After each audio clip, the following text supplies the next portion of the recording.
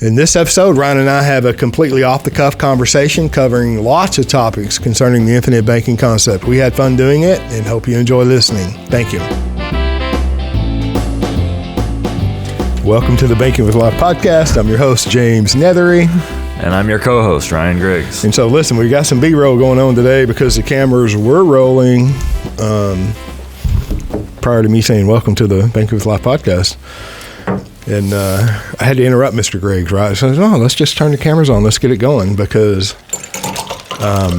the first time ever that Mr. Griggs has showed up empty-handed without content, he even, on the way down, which is about an hour drive in good weather, tried to listen to some content without success.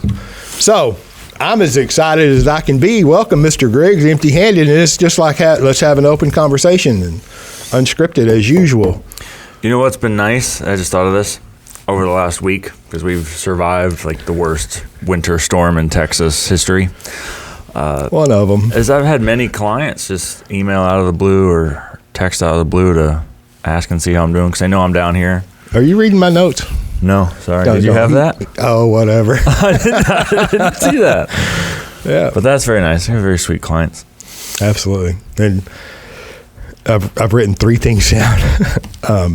But one of them was all the positive comments, the phone calls, the emails, the text, people just thinking about us, hoping that we're okay, checking in on us. I mean, it's lovely. I told my lovely wife, Jenna, the other day, and I don't want to beat you guys up, but I asked her, like, Jenna, how many Texas CPAs do you think received emails and texts and phone calls worried about them or concerned about them? And I don't know. I'm sure there's a few of you, but I don't know. It was a legitimate question. I just can't imagine a bunch of CPAs with their phones being blown up. Hey, we're thinking about you. You okay down there? Well, it is tax season, so I've been emailing back and forth with my accountant, and so I wish them warmth, I guess you'd say. Well, on the next communicate with them, ask them, is your phone getting blown up with concern? Maybe we can get some validation here. But we are good. We are safe. Power throughout the state's back on, and there's no water in this office. Yep, 20 miles south Fort Worth. We have no water, but we have water at our house. And so we just purchased a house. We're living in a house that we just remodeled a couple of years ago. Mm-hmm. We bought another house that we remodeled, and we haven't moved in yet. So haven't had water where we currently live, but where we're moving to has water. So we've been trekking through the snow and ice, taking baths and showers. And I mean, it's a chore keeping the facilities running without water. You got to go out and melt snow or get the pool water, Yeah. All the hotels there's 5 hotels in this little town, which was a whole boondoggle several years ago. You got to ask yourself, I did several years ago, why would a little town like this need so many hotels? And we could do a whole episode on that and how they were financed, and it was a boondoggle. Anyway, they're all full down here. In this little town. I think the town has 4,500 population. Now, we are at a crossroads between I-35 North and Highway 67, which is, they cross here in Alvarado. One north and south, the other east and west. So, there's a lot of traffic in good weather. So, I understand why there'd be a couple of hotels, but 5, and they're all full. So, God bless them. Capitalism is alive and well, Yeah, I think a lot of the people in Fort Worth probably fled south for the storm. That's going to continue to happen. A lot of people are going to flee to the south, let me see, or to the east. California is bleeding people. New York is bleeding people. Illinois is bleeding people. And it looks like Florida down there is the recipient of the benefits of freedom. Come on, come on. Yeah. And I don't want to be political, but I listened to a podcast episode, one that I regularly listen to, and I think DeSantis, is that the governor of Florida? And I don't know hearsay if it's true, if it could even be validated. But Biden's call. They had a phone conversation, and it ended with. It was sad in the podcast episode that it ended with DeSantis really telling Joe Biden what he could do. Oh, and I love it because. Joe Biden supposedly threatened, federal action, shutting down travel. Blockade or something. Yeah. But, in Australia, talking about travel restriction in Australia, I understand that you can't go anywhere, to the grocery store, to the gas station, to the mall, without your little QR code from your phone and checking in. Yeah. So I'm just saying that it's probably, this is February 20th, and, the way we record and release these things, it's not, this is recorded today on a Saturday. It doesn't mean it's going to be released, Monday or Friday. So there's typically a delay, and there's several reasons for that. But, if you pay attention to what's going on around the world and how these draconian governments are restricting freedom, personal freedom, it's okay to start having those conversations with your loved ones. What are we going to do if they require this, or if they require that? Or, it's okay. Yeah. So, I don't know. Maybe we should all go to Florida and buy land before it gets, unaffordable. Someone said that on Facebook. Like, Florida is better than Texas. Period. End of discussion. And I said, yeah, go try to get 100 acres in Florida. Yeah. Tell me how that goes. Well, I think all states have their, their strengths and weaknesses. And, this idea of like secession, Texas, retains the right to secede from the Union. But there's no cojones in Austin. So don't bet on it. Yeah. They can't even run a city, in my opinion. But I don't want to be deplatformed. So I'll just talk around and about the truth, right? Speaking of being deplatformed, we're uploading content to BitChute. Just in case the day's coming. If you speak the truth, you're marked, and it. We all know it. And we're all looking at these slow motion train wrecks, and we're just a couple life insurance sales guys. Nothing offensive here. Nothing, right, just all about commissions. Nothing for them to worry about. Right, nothing to see here. Move on. Right. So, well, what we've done a couple times this year that people have liked, and I've had comments from new clients this past week about them, is our discussion of different hit pieces. So we had for New Year's 2021, we talked about Dave Ramsey and a segment he did saying that IBC was a scam. 9-minute clip. Yeah. And then we did a 2-part one. Part 1's already been released. Here we are in late February. Part 1's out. Part 2's coming probably end of this month on a 2-part series on white coat investor. And they like the Dave Ramsey one. They like the one in this particular conversation I'm thinking of was with respect to the first white coat investor article. But people seem to like that stuff. They do. And speaking of the white coat investor at that time, and I think I might have made a comment on part 1. I don't know, part 1 or part 2, but that white coat investor is an emergency room physician. Yeah. Right. Just trying to break my microphone here. All right, there. Listen, man, you're rough on the equipment. But look, let me say this, because we hesitate to talk about the hit pieces that are out there because they're not very good. And we don't want to spend a lot of time dwelling on the negative. However, there's also a place for it because it's out there to the degree that people are investigating the infinite banking concept and the alleged, the quote unquote pros and cons analysis. That's what they're reading. And so even if maybe in my mind or your mind, they're not worthy criticisms or worthy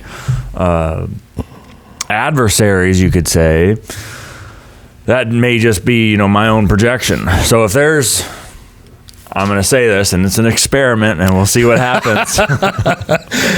But if you've encountered things online that you think are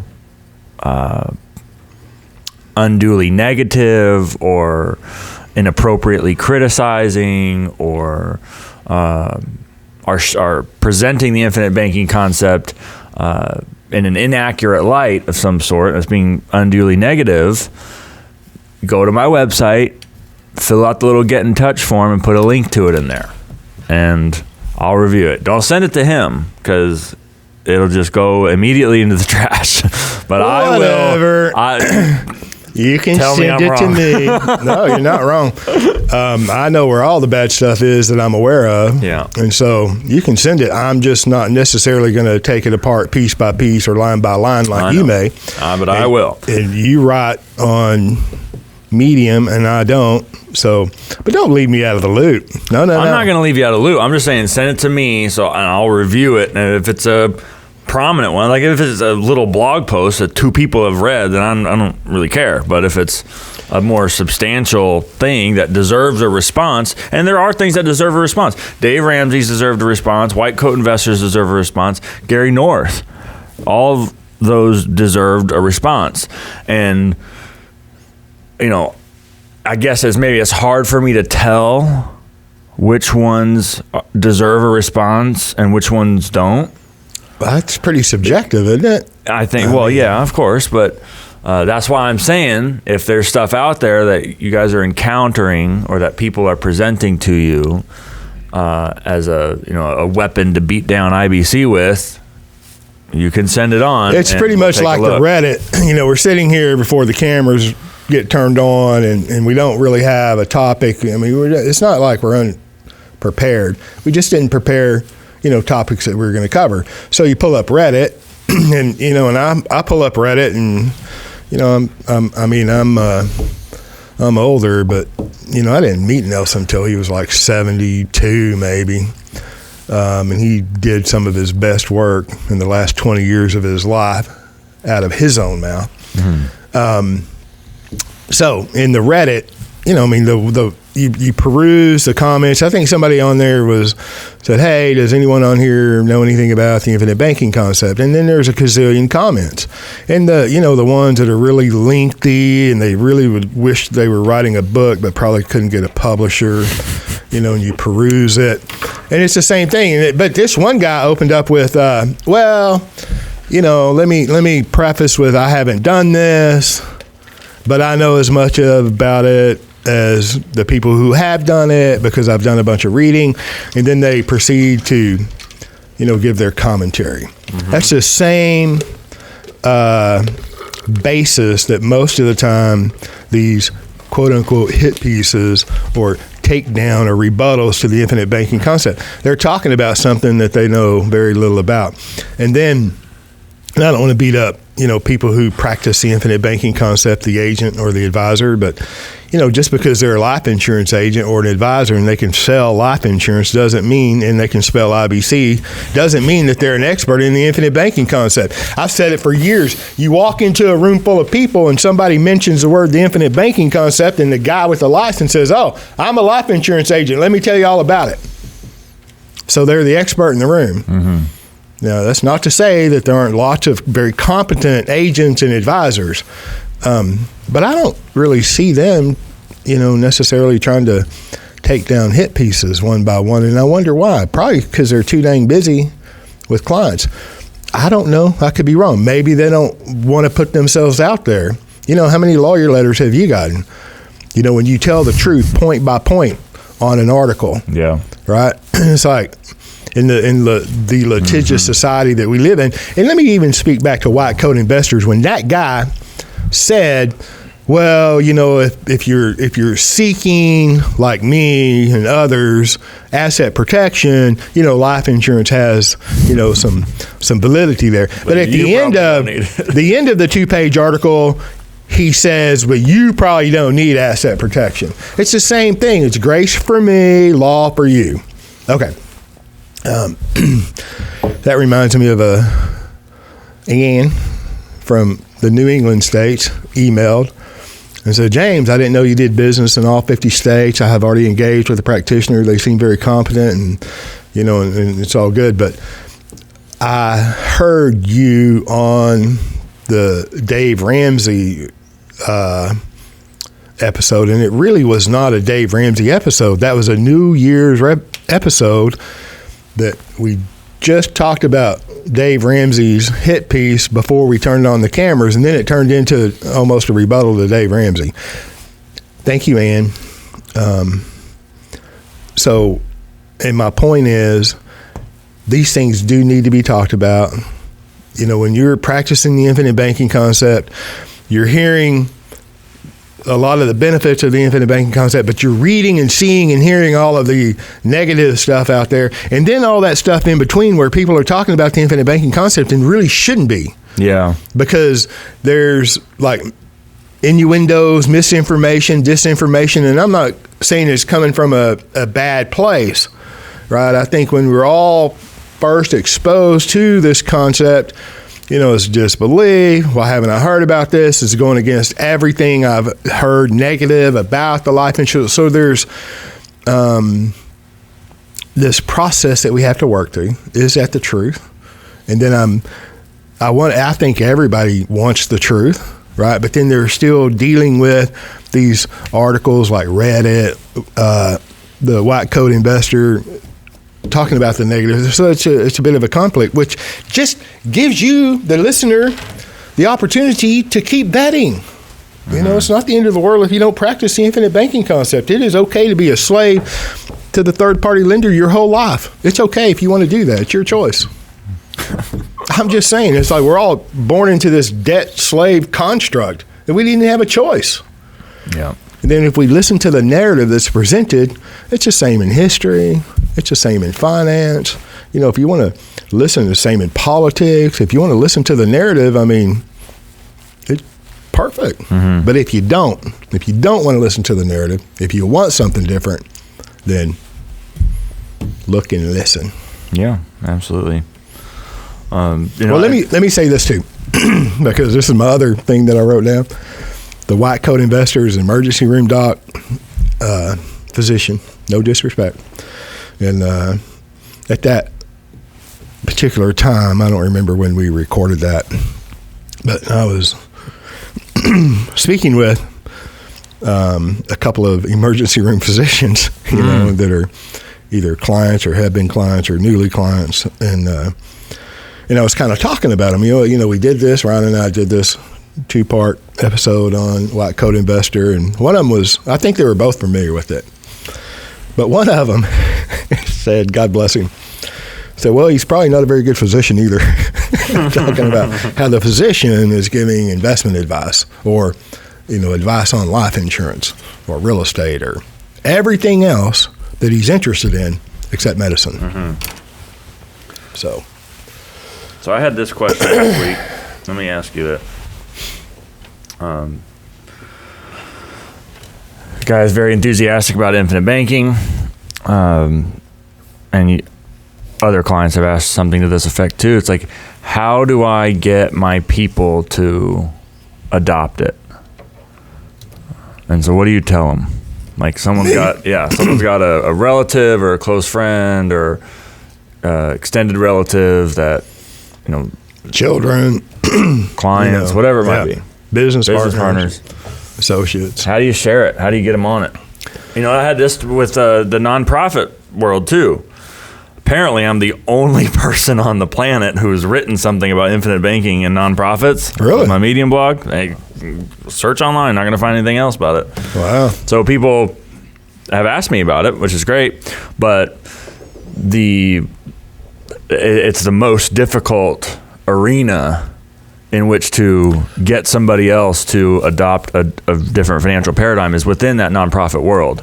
Your elder councils or your board of advisors. That includes the education construct, I'll agree, as being most difficult.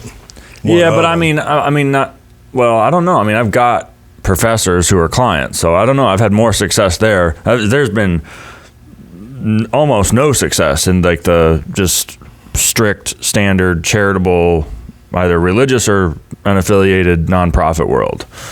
where it's seriously adopted, right? We're not just talking about like one donor giving a policy rather than giving cash. Like it's like as the institutional financial framework that this church runs on IBC. Yeah. I mean, I haven't seen any of that. And so like communicating, somebody wants to communicate that to the board or to the whoever is in charge of the finances, or they want to communicate it to their brother-in-law or, to their siblings. I've had that a few times, got to get I wish my brother would pick this up. I think that's natural. That happens with all of us because, if we discover something good, beneficial, we want to share it with the people that we love. So, I think that's just very common, and it's a challenge. But it's just like the physicians. They're not any different than the real estate investor or the business owner or the husband and wife running a family. We all want the same things. But then, when it comes to the physicians, they have a target on their back. I understand that, and they do too. They learn that very quickly. Whether somebody's repairing their house or their office or coming at them with these financial strategies, quote unquote, or, the best, next greatest thing that Wall Street has foisted on the unsuspecting medical practitioner. So, but every family's the same too. You have some that will and some that will not. Some that want to and some that do not want to. And Nelson said it's so true. This is caught more than taught. So in the infinite banking world, we talk about teaching our clients and teaching this and teaching that. It's caught more than taught, no question. So, and two, let me say that, I agree that in the nonprofit world, it's very difficult. I have clients that have organizations that they're in the early stages. They may own several policies and they financed a church bus or what have you, but there's not, how many clients do you have that have practiced this generationally? None, right? Yeah. So it's no different. It is harder to get the truth, as bad as that sounds, into the churches. I have lots of preachers, pastors, evangelists across the country. And it quite often goes something like this. James, I can't believe this. I've done all the reading that I'm convinced that I want to do this. All right. And then we have the conversation that, do you know what the organization can do with this? Oh my gosh. It's like you combined real estate and the infinite banking concept. You combine nonprofit with the infinite banking concept. It's unbelievable. It always gets around to, it's in the church and in the medical practice and in the business world, it's an 80-20 rule applies. So in the churches, 80% of the petitioners, the members, are not participating, and they're not supporting the church or the preacher, the pastor, the evangelist. The 20% are doing more than the rest combined. Yeah. So and there's typically some financial guru on the board. Yeah. Yeah. And it's the same with the medical practice. There might be 5 docs, there could be 25 physicians, and there's a couple of them that are financial experts. Right. And so they either, the same way in the dental world, there's always a financial guru that specializes in that profession, whatever that profession is. It's the same with. And he runs the market. Yeah. That little segment. He's got the ear of all the other board members and all the other participants and partners, whatever the structure is, and which is okay. Dissent is okay. Debate is great, right? In a free world, don't we want to hear the opposing view? So if you send me this, I'm not going to go right to the track. I'll peruse it, but I'm not going to write an article on it like you. I might put a chapter in the upcoming book on it because it's so prevalent. But they're no different. The physicians are no different than the evangelist or the preacher, the pastor, the priest. They're no different from mom and dad, no different from grandma and grandpa, no different from the business owner. We all are human. We all want the same things, and we all are living in this construct of noise. And that's what, irritates me really is the noise. Yeah. And so.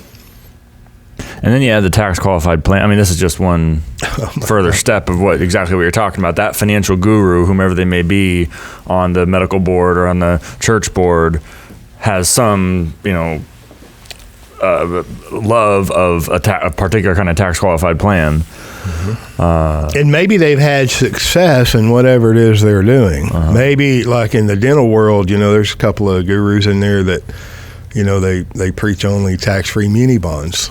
Mm-hmm. And have for years. Well, okay. And you get into the real estate world, I have clients that quote unquote won't do a deal under 20%. Mm-hmm. Okay, well, some of the longtime real estate gurus that I have read, they've said and written several books, and what stood out to me when I read this one individual, he's like, and he's gone, he's graduated, he was in Nelson's kind of generation and had done real estate since the 50s. And I think he graduated like in the early, 21st century. Mm. And he said through boom bust cycles, right, through the expansion of the economy, through inflationary and deflationary times, whether you're in commercial real estate, residential real estate, multifamily, single family, he said the rate of return over all of this long time period, he had 50 years, 40 plus years, right, in real estate, he was a guru, several books, properties all over the country, teaching, he has disciples to this day. He said the internal rate of return, the net rate of return in real estate is about 6%. Well, oh my gosh. And you won't do a deal under 20%. Mm-hmm. The hard money lenders down there are 20%. It's like, Yeah. But if the physician, whomever they are, have, experience and comfort in one area, whether it's tax-free muni bonds, qualified plans, that's what they're going to promote. What bothers me from the economic perspective, when IBC or dividend paying whole life is compared to investments, mm-hmm. We've already excluded the conversation about access and use of capital. We're not even on this. We're not even talking about the same thing. And when we use the rates of return, and I correct people on the phone when they we talk about the rate of return and the cash flow. It's like, no, there's no rate of return in the sense that people are thinking of, right? Yeah. The rental check in the mail or the dividend payment on the stock or something. It's like those cash flows are distinct. That is in the investment world, where the whole point is to give up control over capital so that it can be deployed somewhere else, right? Not under your control, but under somebody else's control, and then you're paid for that.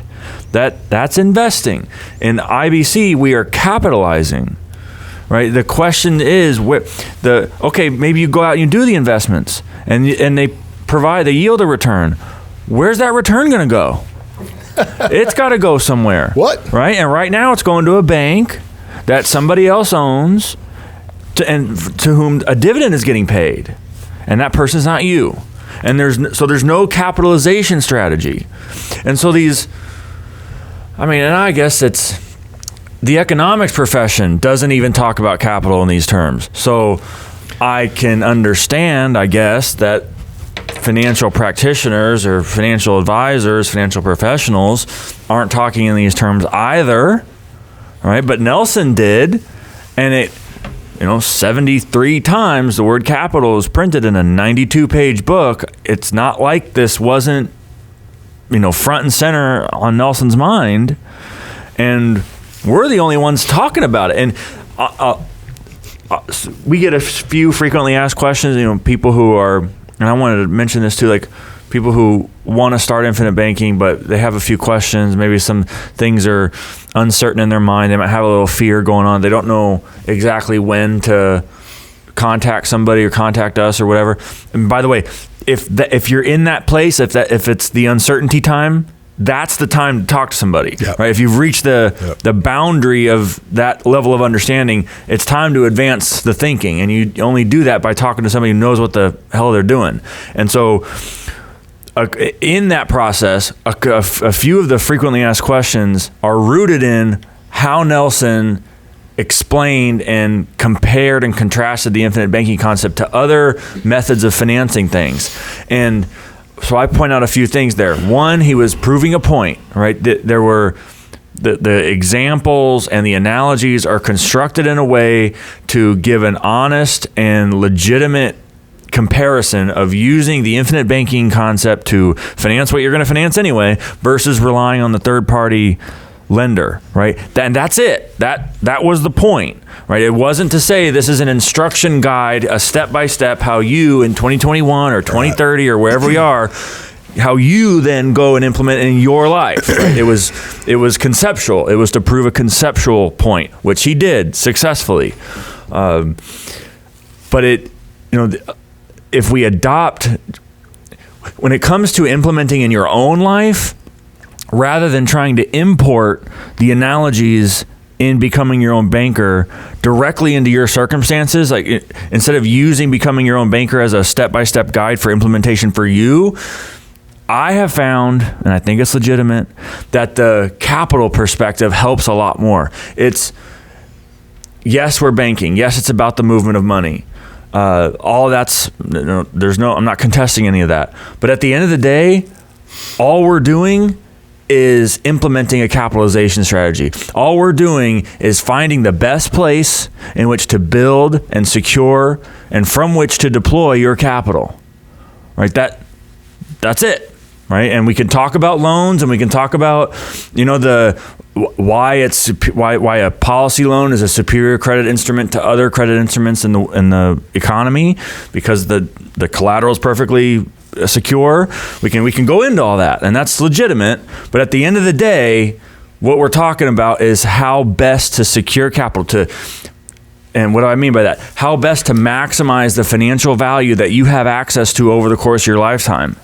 Right? That's the question. That's the solving for the banking function. Right? Nelson said the question is how much of the banking system do you control as it pertains to your needs? And that's it. Right? This isn't rates of return. This isn't, whether we have a well-diversified portfolio. This isn't any of the other get rich quick. It's not even really about making money in the sense of generating an income. It's about securing the income you already have. Right? And so I think one of the reasons that sometimes it's difficult to where's the new material? Well, and we want to. Wait, we get that all the time? We want to address, there's a question of, okay, well, do we talk about the other things that are out there that are talking about the infinite banking concept or claiming that the IBC is a scam? It's well, yeah, okay, but at the same time, they're not even using the language. I mean, they're still speaking in terms of their own financial paradigm. And you can do that, I guess, but it's just, if you're not talking about what the primary residence of your capital is, then we're not even having the same discussion, And so and this happens less and less frequently, thankfully, but when tire kickers, right, unserious suspect, not prospects, but suspects call in, that less and less often, it happened once last week, how long that do call we have last? These questions? 20 minutes capped at 20 minutes, hard cap. I got to go. I got lunch. I got something. I mean, I'll find something to do. I got to mop the floor. But we get into the questions. Well, it doesn't make sense to me. I could just go get a better rate of return in the stock market. I could get 6% per year for the next 20 years. It's listen, we're so far off base. We are Bitcoin is up 100%. We're not even in the same book. We're not on the. I mean, we ain't in the same chapter. Nothing. It's not an either or. Whenever you've made a great. I don't say it's definitive on any one thing, but you've written about capital. You brought up the point about capital. You shared your think tank talk a couple of years about Menger and capital and Nelson, and which is good, is fabulous. But going back to what Nelson did, I mean, it's not either capital or banking, the banking function. Right, I agree. Mean, it's a combination of those. Then you're focusing on, capital. Look, the one thing that a bank has is money, whether it's real, created digits, or what have you. I mean, that is the product of a bank. I mean, the product is loans, but you can't lend money if you don't have any money. So I know I'm rough on myself, man. I'm like banging it up 5 times, geez. So my point is this, that, Nelson was trying to convey, and he did a very good job of, here, you're going to finance these things anyway. And I agree that the argument is, not the argument, but for the newcomer, the newly exposed to the infinite banking concept, from whatever realm, it's dang near always defaults down to the rate of return. And then the argument is like, well, the agent just wants to get paid a commission, and so they're going to de-emphasize the rate of return in the whole life policy because it's only going to be 2% or whatever it is. And it's always, I can earn this much elsewhere doing whatever I'm doing or whatever I want everybody else to do. At the end of the day, it's who's controlling the banking function, period. And then you're going to finance these things anyway. Oh, wait a minute. Your capital must reside somewhere. Where should it reside? And it should be the akin of a primary residence. Like, I live in Alvarado, Texas. From Alvarado, Texas, at one time I could travel anywhere in the world to take advantage of an opportunity, whether it's business or pleasure. And when I've had my fill or I'm finished, the schedule's over, I'm going to return home, because that's my primary place of residence. Your capital is no different. And the more you abdicate control over your capital and your cash flows, you're going to reap those rewards and the results of that. And somebody else is going to profit, by the way. And let me go back to Nelson, and you read his book, Becoming Your Own Banker. If you haven't read the book, you shouldn't even have a conversation about the infinite banking concept, period.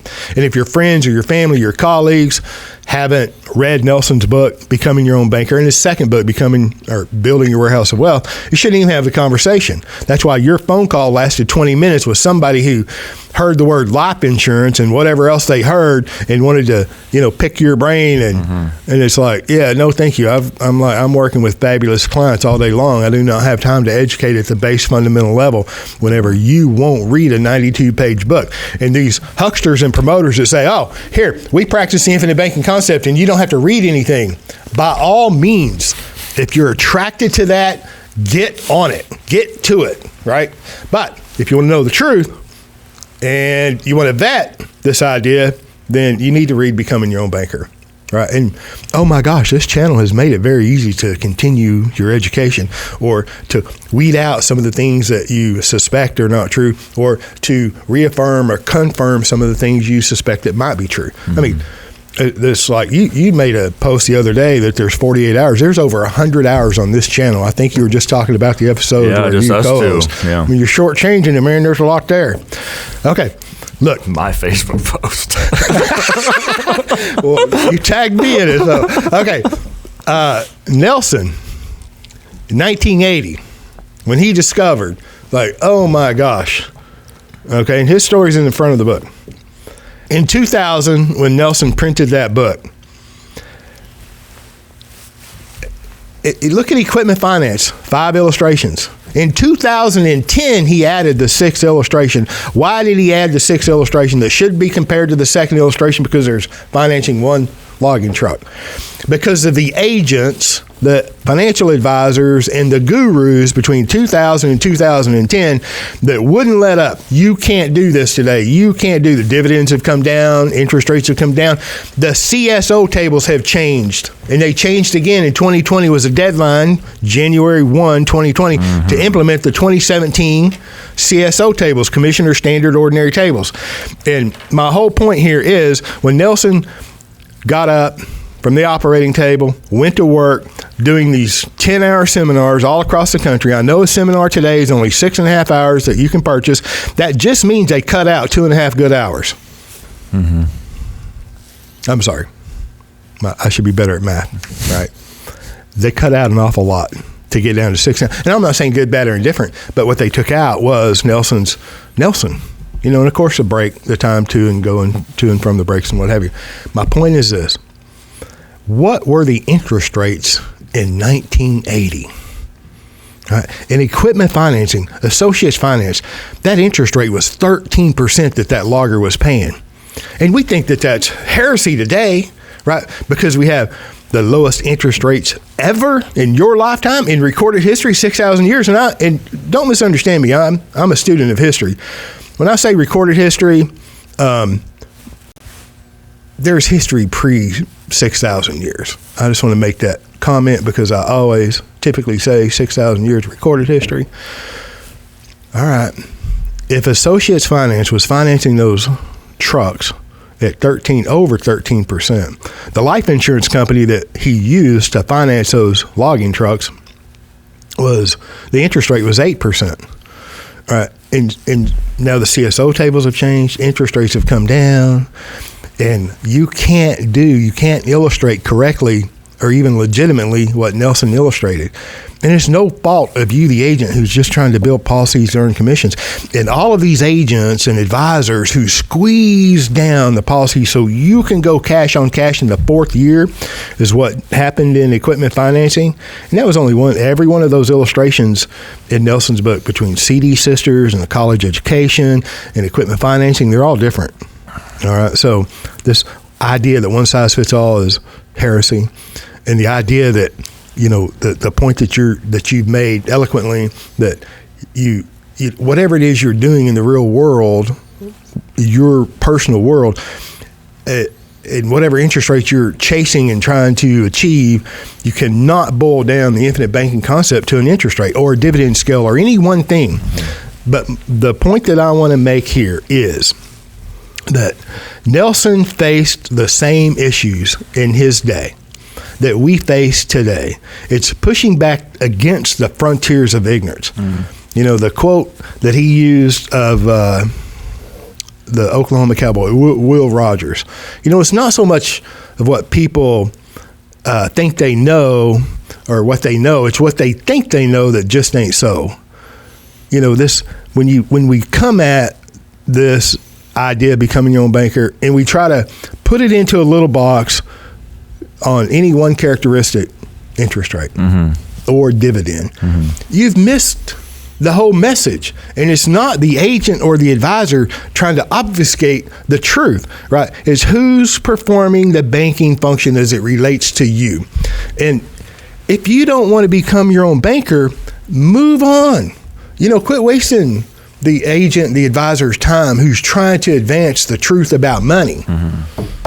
So my point is that Nelson faced these same arguments, the same pushback, and he just had more grace than me. He was much more of a gentleman than I. Yeah, super patient.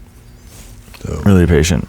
I mean, what bothers me is learning more about the industry over the last few years is, nobody questions the underlying construct, this protection, accumulation, distribution thing, where you're supposed to build up whatever it is, stock and you don't touch it. It's protected and it's accumulated, right? You just live on your little meager income over time. And then when you're in your golden years, now it's time to distribute what you've accumulated, right? You're going to sell off, you're going to take your, the little pittance that you're allowed. Hopefully 4% rule going back and forth, 3%, 4%, and hopefully 5%. Hopefully there's not a recession or depression at the time that you decide to start taking distributions from your tax qualified plan or whatever it is. But it's like, why is that just assumed to be? Why is income replacement later in life necessarily the superior thing to aim for? Why should that be the objective? And we just kind of accept that's what we're going to do. We're going to take the income we have now, we're going to assume an inflation, all the arbitrary numbers that are going to happen over the next however long it is for you, 10, 50 years, whatever it is. And then, we're going to produce that flow of that magical arbitrary flow of income late in life. Why would a serious professional want to do that as their business? And it just doesn't make sense to me. And sure. I don't understand why, because I've had the question, what is finance? I don't want to get too metaphysical, but what is finance? What is a financial professional? Did you bring some ganj? What is a financial professional doing? What's the point of that industry, of this particular profession? And to me, the question has to be, how do we maximize, given everybody's circumstances, right? I'm not trying to change anybody's life. I'm just saying, given what somebody's doing, how do we maximize the amount of capital that person gets control over the course of their lifetime? That's the question. And the industry, in my opinion, it doesn't currently, but it ought to exist only to answer that question and provide the tool necessary to get it done. The financial industry should exist for that. The financial professional. That's the point of this, of the existence of a financial practitioner, of somebody who wants to call themselves a financial professional. That should be the question, and everything you do should be about answering that question. Well, don't most financial professionals feel like or think that they're exactly doing that? No. Really? Oh, no. No, I don't think they use the word capital. I think they'd phrase it in that. I'm not saying that they do or they use the correct terminology. My question is, don't most financial professionals, and whomever they are in whatever area of expertise they practice in, don't they think that they're doing that or delivering that to their clients? No, it's compartmentalized. There's temporary death benefit in the event that the breadwinner passes away, right, to provide the same sort of quality of life for the remaining dependents, and it's income replacement later in life. Are you talking specifically then about the life insurance industry? I'm talking about financial professionals, people who sell securitized products, people who sell tax qualified plans, a lot of the life insurance people, universal life salespeople, variable life salespeople. All of that is built to fit within this protection, accumulation, distribution box, this assets under management box. And then you got a few who serve the ultra wealthy, who are trying to find these hedge fund people who are trying to find special outsized Is that who the hedge fund people serve, is the ultra wealthy? Yeah. I love it. Okay, yeah. I mean, I'm sure they think they do, but okay. I know what you're saying. Okay, yeah, all the people behind the Rockefeller. You know what I mean. Yes, right? I know what you mean. Okay. I got it. And you do too. I understand. I'm just having fun on a cold Saturday afternoon. I know. But I don't, it doesn't make sense to me why we just accept that's, I mean, it goes along the lines of, and I understand and I appreciate your point. This whole accumulation to a point, distribution to a point, because you're going to be in a lower tax bracket and you're not going to, love your children. You don't want to give them anything, or you're going to be able to live like no other because you ate beans and rice and, all of the antidotes that are used to support that thinking, right? And it's like, wait a minute, you're going to quit living.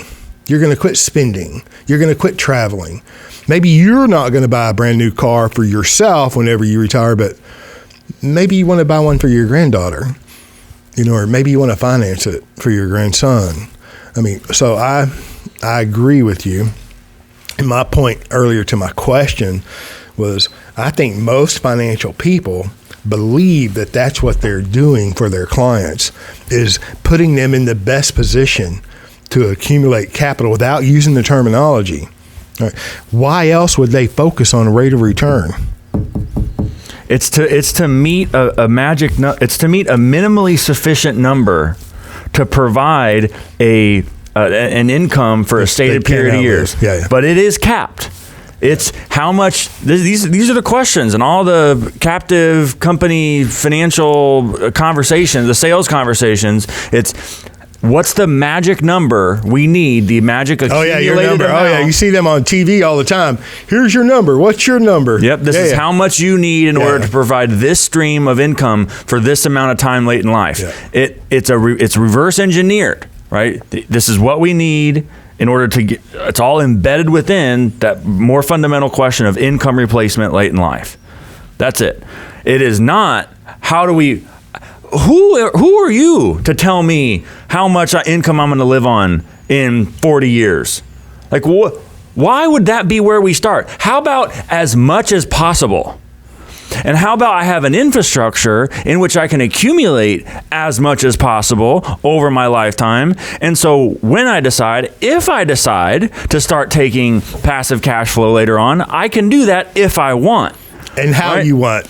But if you don't adopt that frame of mind, if you take this protection, accumulation, distribution, assets under management kind of thinking, not only will you not be in a position to determine when to take money, you will have to. Yep. Right? It could be that, like Nelson, you decide to keep working.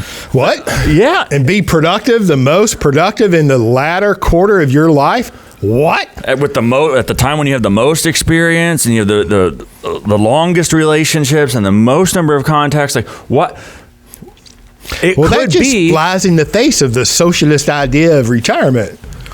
And that's really where I'm going with this, is that it's all, this whole packaged thing is like, it's disrespectful in a sense. Like there's uncertainty in the future, and that should be taken seriously. Like for someone to assume that, we're gonna hit, there's this bullseye 40 years into the future, and we're going to hit it by putting your money in a market, prices of shares of which are not guaranteed, and in fact do and have fluctuate all over the place. And there's a lot of historical data to show you that, and there's theory to explain why it happens. So we're going to take all of this quote unquote protected money and put it into the market where it's going to fluctuate for, over the next 20 to 50 years, however long you're going to continue to work in your little job that we tell you have to stay in, and then we're going to magically hit that little target at the end. It's silly to me. It's not only silly, it's arrogant. Yeah. It's not even, I say it often, it's not even really, how much control do you have over your future? Some. I mean, we can debate on how much. Yeah. You tell me how long you're going to live. It's not even, it's God's business. Yeah. I mean, I get it. We can have actuarial. They can tell us how many 50-year-old men are going to die this year, next year, and the year after, and all that. I get the actuarial science, the law of large numbers and big data. I get all that. But for you or anyone, not for you, the financial guru, to make all of these assumptions is beyond silly. It's arrogant to the nth degree, and quite humbling whenever you live 30, 40 years in the financial world and see that what you were taught and what you understood to be true is like the opposite. Yeah. It's very humbling. And so to me, in my opinion, you to stay in practice, right? There's got to be some internal soul searching decisions made. It's kind of, I'll relate it to like the universal life policies that are just a continuation, a version of the noise. For the universal life agent, 30 years later, 40, 50 years later, 40 years later, to promote universal life just screams two things. One of two things. you're either less than honest, right, because you've experienced the first two iterations of universal life, just typical universal, traditional, initially universal life with the high interest rates that came out in the 80s. The side fund can earn 14%. No kidding. The second version of variable universal life, and I know we've talked about this, but I want to emphasize my point. Strike one, they got it wrong. E.F. Hutton, E.F. Hutton speaks, everybody listens. I know Nelson said that. I remember those commercials. Right? Okay. So the brokers, the stockbrokers, in collusion with the life insurance companies who wanted to be all things to all people, created universal life, appeasing the federal government and the consumer protectionists like Ralph Nader. They got it wrong. And then, the market's going up like gangbusters through the 90s, so it's a variable universal life. We'll just put some stock equity sub-accounts in there that look like mutual funds. They got it wrong there. Now they've come out with the equity index universal life, and they've got it wrong there. Strike three, you're out. My whole point here is that it's akin to, if you stay in the financial services industry long enough, and I know that's very broad, but when it comes to helping people or encouraging, practicing in the area of retirement planning, and if you're not humbled, right, and which forces you to make adjustments in maybe your beliefs and your practices, right, to the point, I've seen a lot of people leave the industry, right? They're like, I'm out. I'm associating that the same line of thinking with universal life products. If you're still promoting in 2021 universal life products, you either have you do not have the experience and therefore you're ignorant, or you do have the experience, which makes you less than honest. And let me say that, and I've said this to a room full of people, and all the little agents that hit the dislike button, okay, knock yourself out. But also let me say that I have calls from agents, like when life insurance agents buy life insurance, when actuaries buy life insurance, all right, they call my office. All right, so I'm not just speaking out of anger or, it's really disappointment that it still goes on. And I know all the actuaries that have created the life insurance. I don't know them personally. I understand when you create these products, fundamentally, actuarially, it's sound. It's correct. It's structured correct. Universal life. All right. Actuarially, the numbers are right. Right. Well, and then there's never a problem until there's a problem. Somebody continues to live. Oh, your investment, your fabulous investment team can't produce the results. Oh, you got gobbled up by the big hedge fund, and then who has a contractual right to raise a premium in a universal life policy? The issuer, right? I don't mean to get sidetracked here, but a couple of points that I wanted to bring out. The idea that the future is known is arrogant. Even to your life expectancy, it's arrogant. And I understand that we can all have some kind of influence on our health, right? It's the same idea that taking somebody out of retirement or taking somebody out of the workforce at their most experienced time is so socialistic and so narrow in thinking and is so based in scarcity. Mm-hmm. And it comes from World War II. All the men coming back from World War II, they've got to take the older people out of the market to give room for these returning soldiers, a place to work. And it's like, it's a continuation of Otto von Bismarck, right? Okay. Zero-sum fallacy. Exactly. And it's the same idea or the same flawed thinking that it's like, you know what? Social Security is going to be there whenever you retire. And I believe it is, because the federal government has the ability to print money out of thin air. And so they're not going to quit sending Social Security checks out next week, next month. But the flawed thinking that you put money somewhere over your lifetime and it's locked up in there's a Social Security trust fund locked up in the cages in the basement in the hills in West Virginia, and there's a bunch of it's hogwash. Social Security was a tax. They spent it before they ever received it. There is no money. in Social Security. So this idea that we should all be angry at the federal government for taking something from us that's rightfully ours, is naive. That's naive. You're being generous, right? Yeah. So it's the same kind of arrogant thinking. And it's like, if you want to remain ignorant and unknowing, it's okay.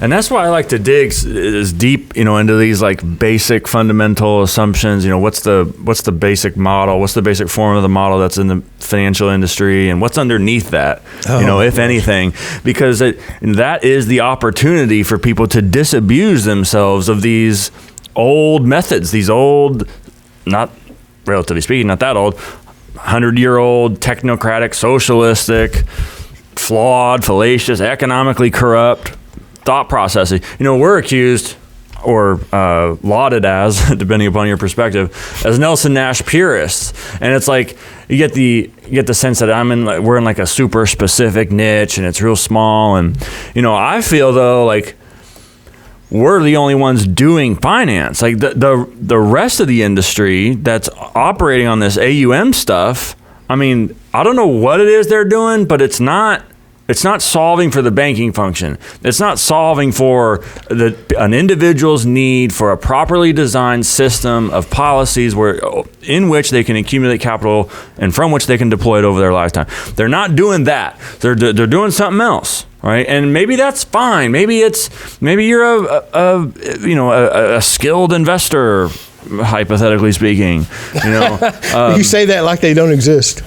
And I'm just not ready to accept the idea that somebody else should be managing your capital for you. I think that almost always there is a neglect of the opportunity cost. And the opportunity cost is the value of your money under your control in your business. And I don't think many people look at themselves as their own return generator, as their own, their own best investment.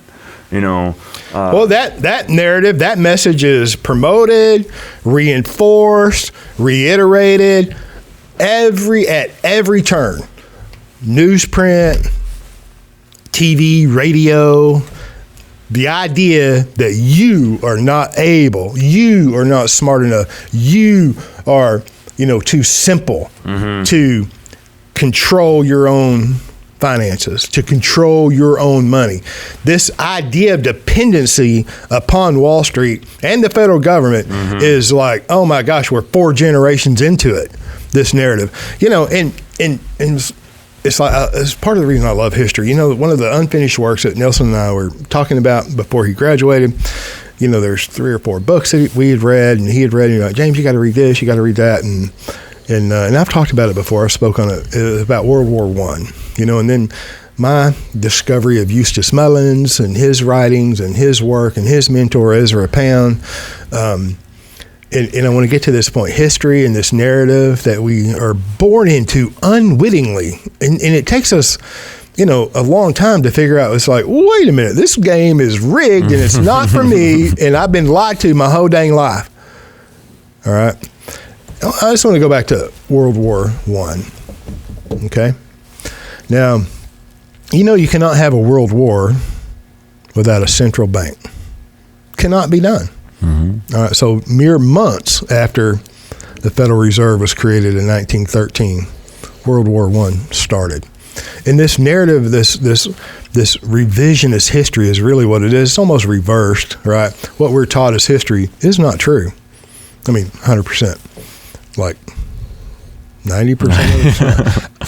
Okay. All right. How do you get these young men from all over the world, Germany, Belgium, Russia, Australia, Canada, the UK, the United States? How do you get these young men that they didn't have radio? World War I, right? 1914 is when it broke out. All right. How do you get these young men from all over the world to travel hundreds or thousands of miles away when the average all-American farm boy never traveled more than 40 miles away from his farm?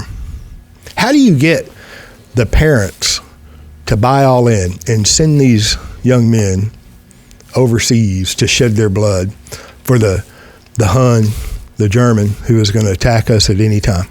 then they didn't have the ability. So, I mean, it's a legitimate question. And my point here, and this is what I discovered for myself, is that these men from that late 1800s were born, they were educated, they grew up in this idea, this construct that the Germans were bad. All right.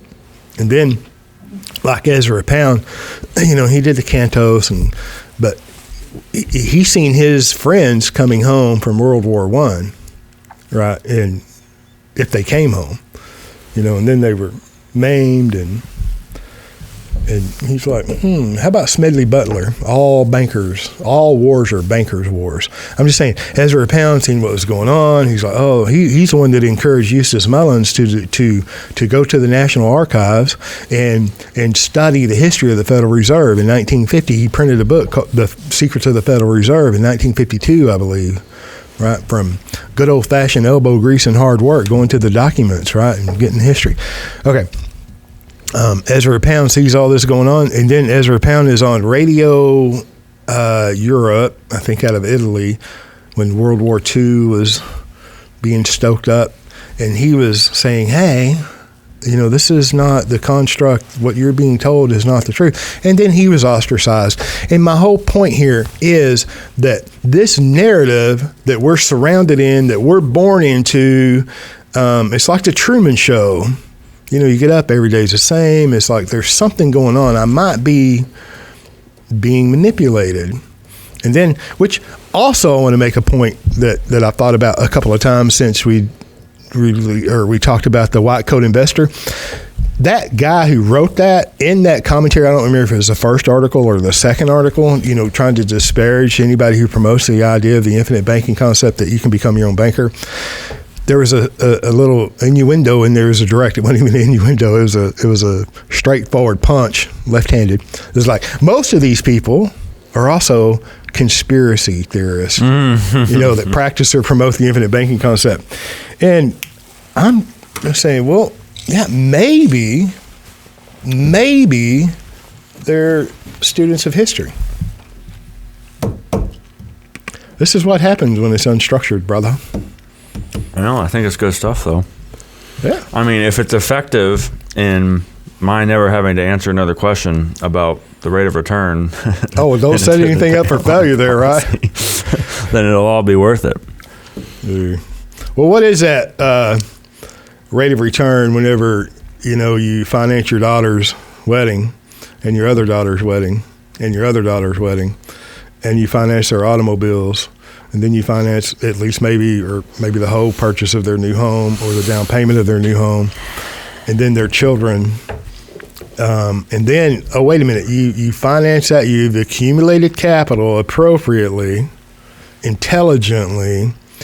And I'm not saying everything else is not intelligent, and I'm not trying to patronize, but I'm saying you're gonna do these things anyway. You're gonna spend this money anyway. You're gonna finance these things anyway. All right. So if you accumulated money appropriately, where you own and control it, right? You control it, all right? You have contractual rights that far exceed these unguaranteed choices in the financial world that are set up and constructed for someone's benefit that may not be you. All right. And then, wait a minute, they have children. Now that's 3 generations from you. You're 1, your daughters are 2, and their children is 3, your grandchildren. And they're going to do the same thing. They're going to grow up, go through orthodontics. They're going to, get automobiles. They're going to get a college education. They're going to graduate and want to, do everything that you've done, buy a house. And then, oh my gosh, what is that worth if you can put something together more than 1 generation? What is that worth? Where do you put that rate of return on a life insurance illustration, the 8.5 by 11 sheet of paper? Where do you put that in your financial plan? How do you put that rate of return on there? I don't know. And that's just in one narrow conversation. The problem is you can't get the policies big enough. I mean, I had a guy, we've talked about him, restaurant guy, John, who you are. Yeah. Can't get the policy big enough because of proposed maximum insurance limits. Well, I mean, that's just one case that's recent for you. My own. Over Last and year. over and over and over. Can't build What do big you mean enough. I can't pay the premium that I want? Oh, because it requires a certain amount of death benefit, and I'm limited. We're all limited on our insurability, how much death benefit we can have enforced from all sources. And then wait, I've got to go through, because it's a financial product, I've got to go through suitability. The National Association of Insurance Commissioners, the federal government, the life insurance companies want to limit how much I pay in premium. Now, wait, is there a limit? If I wanted to go open a stock account tomorrow, is there a limit on how much of my money I can put into that stock account? Nope. No. So There's no limit to how much of other people's money you can get to put into the stock account. yeah, how much capital did Bernie Madoff burn? Yeah. I don't know. I'm just saying it's phenomenal, right? You know, there's all the agents who want to put together these sales systems so they can generate leads and then contract, you know, the recent high school graduates so that they can, you know, make a little agency. All the get out of debt schemes and all the various, you know, methods of selling the sales systems throughout the IBC and related footprint. There's so much emphasis and time spent on them. But then you take, and these people are, you know, average. You know, they have jobs, families. Maybe they're in debt. Maybe they're, you know, living paycheck to paycheck, whatever it might be. There's a whole all sales systems built up to target these kinds of people. You're talking about the middle class who's being crushed? Yeah, which is all legitimate. It's fine, but so much time is spent. Almost no time is spent on talking to the person who knows he or she is doing well, and the problems they're going to face, because they're going to face a different set of problems. One of which is you can't get the policy big enough. Well, we all face that. Even you talk about the all-American average, you know, individual that's just trying to finance these things, automobiles. I mean, it's so easy, you know, to say automobiles because we're all driving at least one car, and then we replace them like throwaway products. Even the all-American individual family person, because we're limited on how much total in force we can have, because we're limited on how much of a premium that we can pay is based on a percentage of our income or, you know, our net worth. And I'm just saying we're all limited. If you practice the infinite banking concept, you're going to hit these limits quickly. And it's a challenge. So,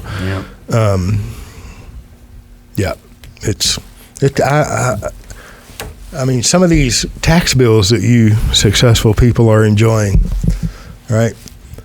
And then the idea it's like that you can put, quote unquote, as much money in a life insurance policy so you can get as much money out as possible. and the idea that you run as much of your cash flows through a life insurance policy as possible, like that's the end all be all. Like that's the goal. Get as much out as possible. You know, and I don't know how many times we've talked about illustrations and examples like these part-time or newly licensed agents, quote unquote, that are assisting these sales promoters, these, you know, and I don't want to disparage them all. I just want to speak of them appropriately. Okay. I see it all the time. It's like these people, God love you. You know, we all want to do the right thing. We all want to make a good decision, and nobody wants to be taken advantage of, right? No question. I get illustrations sent to me all the time, daily, weekly. And there's like 2 pages of a 27-page illustration. There's 2 pages to a 19-page illustration. And my office will ask, well, where's the other? No, that's all they sent me. You know, that's illegal. And they do that for a reason. Right? Because you can't get past the tabular detail where you go cash on cash in year 4 or 2 or 1, right? But they leave out all the little disclosures and disclaimers that are printed in bold, right? And that's not even a contract. Wait till you read the contract. Wait till you get the contract that you won't even read, right? Because the agent, hell, they didn't read them. Are you kidding me? I'm just saying that. Talk about those are no wonder the life insurance industry has a bad rap. The companies keep hiring these people and keep giving them contracts. And listen, I never miss an opportunity to share my opinion with all the executives in the life insurance industry that I'm associated with or have the opportunity to be in close proximity to. Some ask me back continually, and others avoid me like the plague. They want to deplatform me. Why? Because the truth freaking hurts. It's like Mike Tyson, it's like, what did he say? Like, we're all, until we get in the ring, get punched in the face. We all have a plan till we get in the ring, get punched in the face. Samey. Yeah. Look, I can hear your stomach rumbling. Are you hungry? You're already checking out. I am. I'm ready. You don't have any more points that you want to belabor? Are you sure? I'm sure. Okay. Well, thank goodness we have more material so we can do another episode. All right. Thanks for listening. Bye, y'all.